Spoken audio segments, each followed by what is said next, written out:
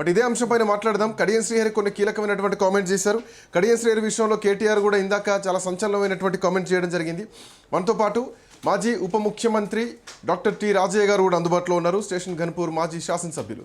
రాజయ్య గారు నమస్తే. నమస్తే. ఆయన గెలుపు కోసం మీరు డప్పు కొట్టి గెలిపించారు.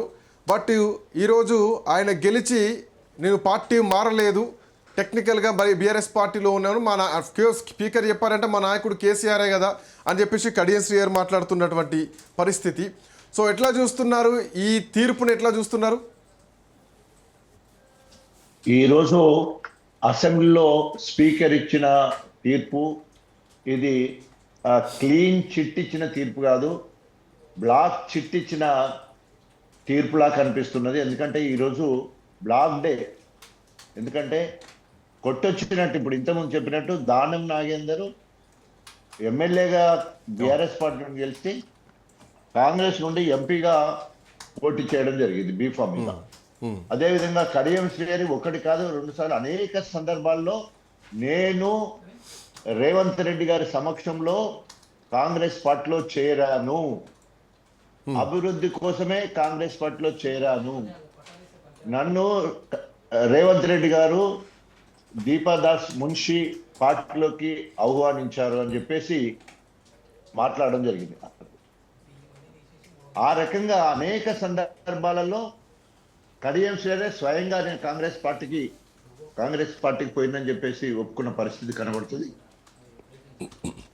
మనము ఇక్కడ క్లియర్గా ఇవాళ జగమెరిగిన సత్యం, మేధావులు, జర్నలిస్టులు, అదేవిధంగా ప్రజలందరూ కూడా చూస్తూ ఉన్నారు. పిల్లి పాలు తాగుతూ కళ్ళు మూసుకొని నన్ను ఎవ్వరు చూడలేదన్నట్లు ఇవాళ వాళ్ళ పరిస్థితి ఉన్నది. కాబట్టి ఎవ్వరు కూడా ఈరోజు తీర్పును మరి గొప్ప తీర్పుగా అన్నారు. ఇది తప్పకుండా తప్పుడు తీర్పే. రేవంత్ రెడ్డి గారు రాసిస్తే దాన్ని రాహుల్ గాంధీ గారు బలపరిస్తే అది మాత్రమే ప్రసాద్ కుమార్ గారు చదివినట్టు కనబడతా ఉంది. దీంట్లో మొదటి నుండి ఎక్స్పెక్ట్ చేసినట్టే, ఎందుకంటే 8 మంది క్లీన్ చిట్ ఇచ్చినప్పుడే తప్పకుండా వీళ్ళిద్దరు కూడా బయట వేసుకుంటారు. ఎందుకంటే వాళ్ళని నమ్మి కాంగ్రెస్ పార్టీలో పోతే వాళ్ళు ఎట్టి పరిస్థితుల్లో వాళ్ళను బహిష్కరణ వేటు కానీ సస్పెండ్ కానీ చేస్తానికి అవకాశం లేదు. కాకపోతే రాజ్యాంగాన్ని రక్షించే బాధ్యత సుప్రీంకోర్టుకు ఉంది, లేదా కింద హైకోర్టు కూడా ఉంది. ముకుల్ రాయ్ హైకోర్టు ఎక్కడ కలకత్తా హైకోర్టు ఈ మధ్యకాలంలో 3 నెలల కిందనే ఒక తీర్పు ఇవ్వడం జరిగింది. తృణమూల్ కాంగ్రెస్ అక్కడ అధికారంలో ఉంటే బీజేపీ ఎమ్మెల్యే తృణమూల్ కాంగ్రెస్ లో చేరితే మరి అక్కడ కూడా స్పీకర్ గారు అధికార పార్టీకి అనుకూలంగానే తీర్పు ఇవ్వడం జరిగింది. దానికి కోర్టులో సవాల్ చేస్తే ఒకే సిట్టింగ్ లోనే మరి 6 సంవత్సరాలు బహిష్కరణ వేయడం జరిగింది. బట్ రాజయ్య గారు కడియం శ్రీహరి ఏమంటున్నారంటే కేసీఆర్ క్షమాపణలు చెప్పాలి, ఎందుకంటే గతంలో తలసాని శ్రీనివాస్ యాదవ్ను టీడీపీ నుంచి గెలిచిన వ్యక్తిని బీఆర్ఎస్లో చేర్చుకున్నారు, టీఆర్ఎస్లో కాంగ్రెస్ నుంచి గెలిచినటువంటి సబితా ఇంద్రారెడ్డిని టీఆర్ఎస్లో చేర్చుకొని మంత్రి పదవులు ఇచ్చారు. పార్టీ ఫిరాయింపులను ప్రోత్సహించిందే కేసీఆర్. ఆయన క్షమాపణలు చెప్పాలి, చెప్తే అప్పుడు నేను రాజీనామా చేస్తా, అప్పుడు ప్రజాక్షేత్రంలోకి పోదామని చెప్పేసి కడియం శ్రీహరి ఒక సవాల్ విసురుతున్నారు. ఈ సవాల్ని ఎట్లా తీసుకుంటుంది టీఆర్ఎస్ పార్టీ? కడియం శ్రీహరికి ముందుగా కేసీఆర్ గారి మీద సవాల్ విసిరే నైతిక హక్కు కానీ ఆ ధైర్య ఏమంటారు ఆ అర్హత కానీ లేదు. ఎందుకోసం అంటే ఈరోజు రాజ్యాంగంలో ఒక వెసులుబాటు ఉంది.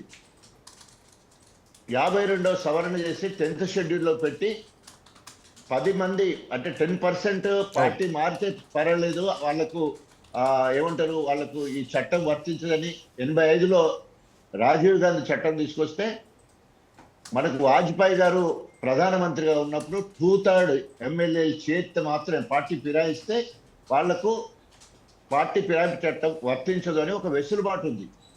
దాన్ని దృష్టిలో పెట్టుకొని గతంలో మరి అందరు అంటున్నారు ఎమ్మెల్సీలు తర్వాత ఎమ్మెల్యేలు 38 మందిని కేసీఆర్ గారు చేర్చుకున్నాడు, మేం చేసుకుంటే తప్ప అంటున్నారు. కానీ అక్కడ చట్టంలో ఉన్న వెసులుబాటును బట్టి ఆ రోజు కేసీఆర్ గారు ఆ నిర్ణయం తీసుకోవడం జరిగింది. అప్పటికే 88 మంది ఎమ్మెల్యేలు ఉన్నా కూడా వారి ప్రాంత అభివృద్ధి కోసం వారి పార్టీలోకి వచ్చారు. అది కరెక్టే. ఒకవేళ కనుక మీరు కూడా మీ ప్రాంత అభివృద్ధి కోసం కనుక కాంగ్రెస్ పోయేది ఉంటే, మీరు మొన్న సర్పంచులు గెలిచినని చెప్పుకుంటున్నారు, మున్సిపాలిటీ కూడా మేమే గెలిచామని చెప్పుకుంటున్నారు. ఇంకేంటి మరి, తప్పకుండా రాజీనామా చేసి ప్రజాక్షేత్రంలో చూడు మేము అభివృద్ధి కోసం పోయినాం, కాంగ్రెస్ చేస్తున్న అభివృద్ధి అని చెప్పేసి ప్రజాక్షేత్రంలో మళ్ళొకసారి తీర్పును కోరొచ్చు కదా. కానీ అవ్వగాలే భూగాలే పెళ్ళేమో బీఆర్ఎస్ పార్టీతో, కాపురేమో కాంగ్రెస్ తో చేసుకొని నేను నంగనాస్ లెక్క మరి మళ్ళా ఇంకా మాట్లాడమంటే వారికి మాట్లాడే హక్కు లేదు. ఈ రోజు కడియం శ్రీహరి కావచ్చు, అట్లాగే దానం నాగేందర్ కావచ్చు, మిగతా 8 మంది కూడా కావచ్చు, వాళ్ళు ఆ రోజు తప్పకుండా కాంగ్రెస్ పోతే మాకు పనులు వస్తాయి, పదవులు వస్తాయని ఆశతోనే పోయింది. కడియం శ్రీహరి అయితే తప్పకుండా 25 మంది ఎమ్మెల్యేలు పోతే నాకు నా అనుభవానికి నాకు మంత్రి పదవి వస్తాయని చెప్పేసి ఆశపడి పోయే ప్రయత్నం చేసింది. ఇప్పటికి కూడా అదే మాటలు కూడా మాట్లాడుతున్నాడు. కానీ ఆయన ఎన్ని మాట్లాడినా కూడా ప్రజలు నమ్మే పరిస్థితిలో లేరు. అందరు పోయే కాలం వచ్చింది ఆయనకు. ఈ 75 సంవత్సరాలకు ఆయనకేం పోయే కాలము, కాటికి కాలు చాపున్నాడు.